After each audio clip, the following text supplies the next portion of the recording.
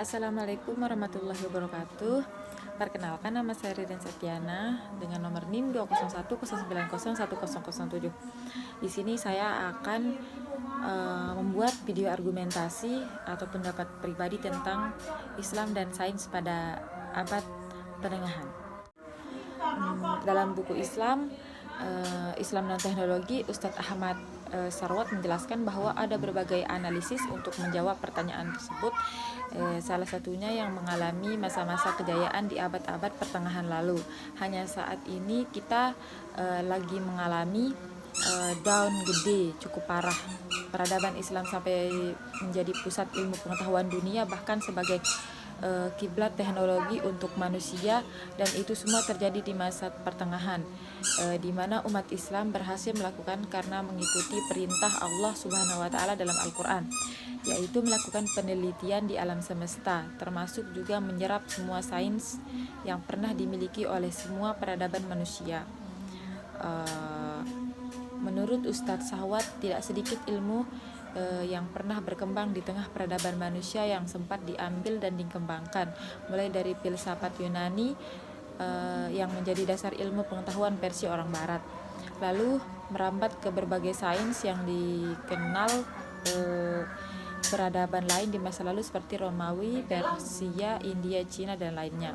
Lalu apa yang didapatkan itu diteliti dan dikembangkan terus, sehingga melahirkan banyak bidang ilmu baru seperti biologi, kedokteran, fisika, kimia, matematika, geografi, astronomi, termasuk juga ilmu ekonomi, hukum, dan tata negara.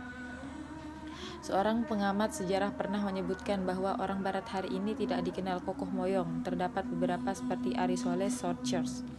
Ketika dunia ilmu pengetahuan dan teknologi mulai mengalami kecepatan perkembangan, khususnya mulai abad ke-18 dan 19, posisinya sudah terbalik 180 derajat.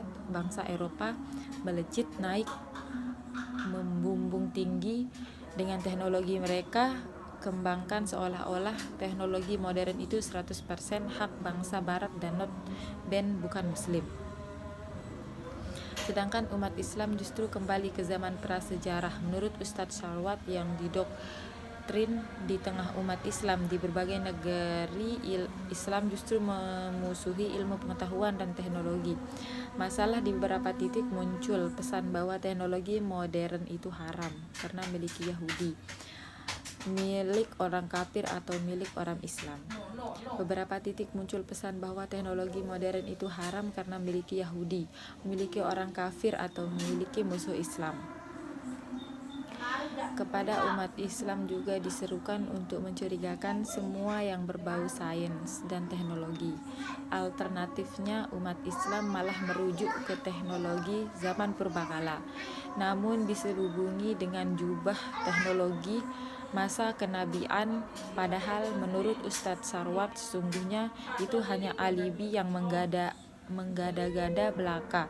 Bagaimana tidak mengada-ada? Semua mengetahui bahwa Nabi Muhammad SAW itu tidak diutus untuk menjadi nabi dalam urusan teknologi.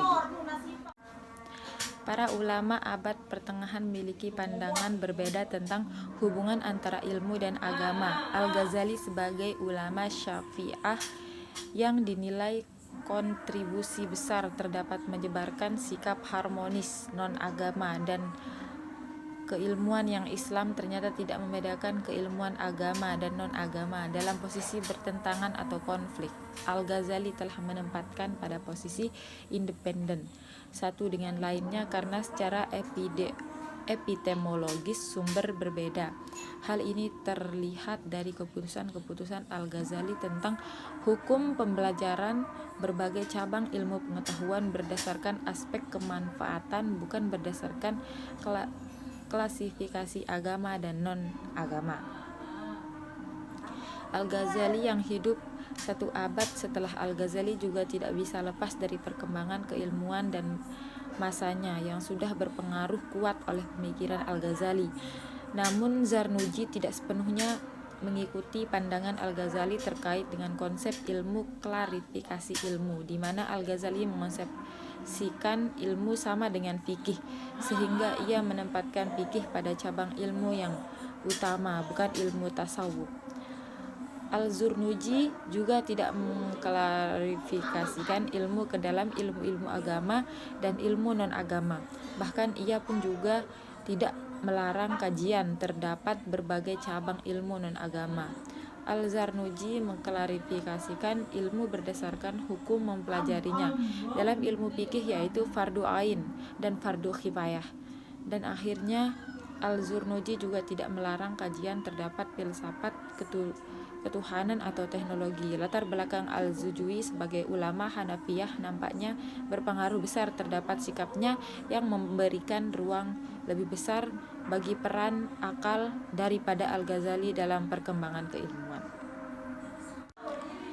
Baik, hanya itu yang bisa saya sampaikan. Mohon kurang lebihnya mohon maaf. Wabillahi taufiq wal hidayah. Wassalamualaikum warahmatullahi wabarakatuh.